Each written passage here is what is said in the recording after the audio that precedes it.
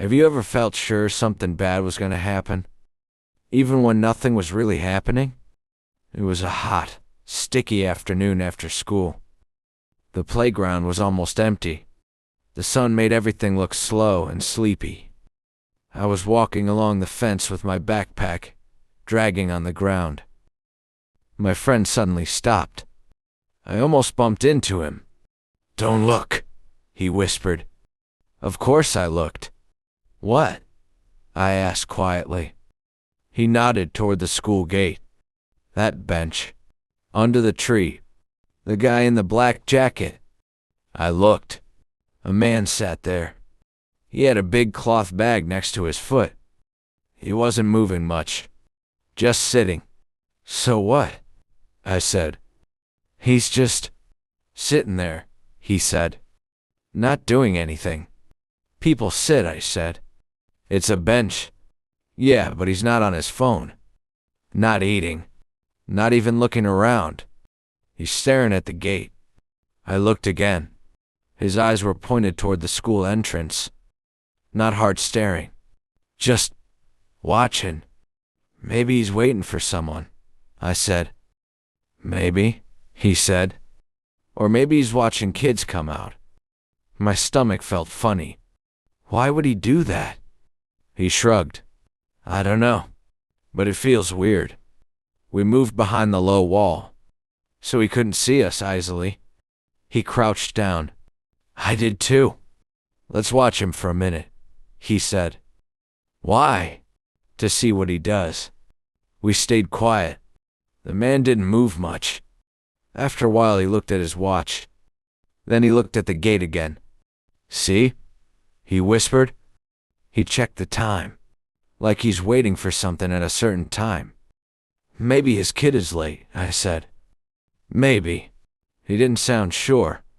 The bag was big and lumpy. He touched his shoe the whole time. "Why does he keep the bag so close?" I asked. "Good question," he said. "If it was just normal stuff, he wouldn't care if it moved a little." I thought about that. It could be groceries or sports stuff. "Could be," he said. "But it could also be something else." "Like what?" He lowered his voice. "I don't know. Something he doesn't want anyone to take." We watched longer. The man scratched his chin, moved his foot. The bag bumped his shoe. "Did you see that?" he said. He moved the bag on purpose. "It just bumped," I said. "No." He did it after he looked at the gate, like he was making sure it was still safe. I started to feel nervous. The longer we watched, the stranger everything looked. The tree branches seemed to move too much. The shadows under the bench looked darker. "What do we do?" I asked. He thought for a second. "We can't just walk past him now. He might notice us staring. So, we stay here? For a bit," he said. "Just to see if anything happens." I didn't like that idea, but I didn't want to look scared either. "Okay," I said. "But if he gets up and walks toward us, we run." "Deal," he said. We stayed crouched behind the wall. My legs started to hurt. The man still sat there, still watched the gate, still kept the bag close. Nothing happened, but nothing felt normal anymore. And the longer we waited, the more I wondered if we were the ones making the trouble bigger in our heads. He looked at me. "You still think he's just waiting for someone?" I looked at the man again, at the bag, at the empty playground. "I don't know," I said quietly. "But I don't want to find out alone." He nodded. "Then we don't leave yet." We stayed behind the wall. My knees hurt. My heart beat fast. The man still sat, still watched the gate, still kept the bag close. Minutes passed. Nothing changed. Then we heard footsteps. A little girl walked out of the school. She carried a small backpack. She looked around, saw the man, and ran to him waving. The man stood up. He picked up the bag. He smiled big. The girl hugged him. He opened the bag. He pulled out a soccer ball and a water bottle. The girl laughed happily. She took the ball.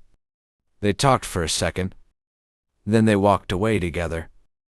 Dad and daughter. We looked at each other. So, he was just picking up his daughter, I said.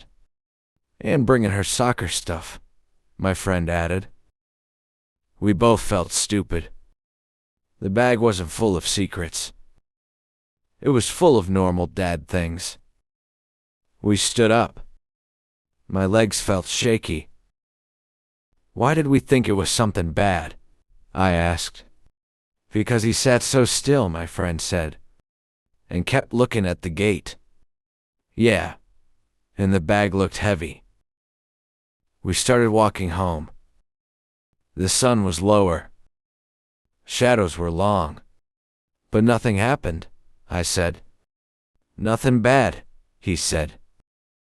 We laughed a little. Small, embarrassed laughs. Maybe we watched too many movies, I said. Maybe, he answered. We didn't talk much after that. Sometimes the scariest things are the ones we make up. And sometimes a man on a bench is just a dad with a soccer ball for his little girl. We reached the corner. We said goodbye. See you tomorrow? I asked. Yeah, he said. But next time, no spying on benches. I smiled. Deal? And we went home. The afternoon felt normal again. But I still checked behind me once. Just in case.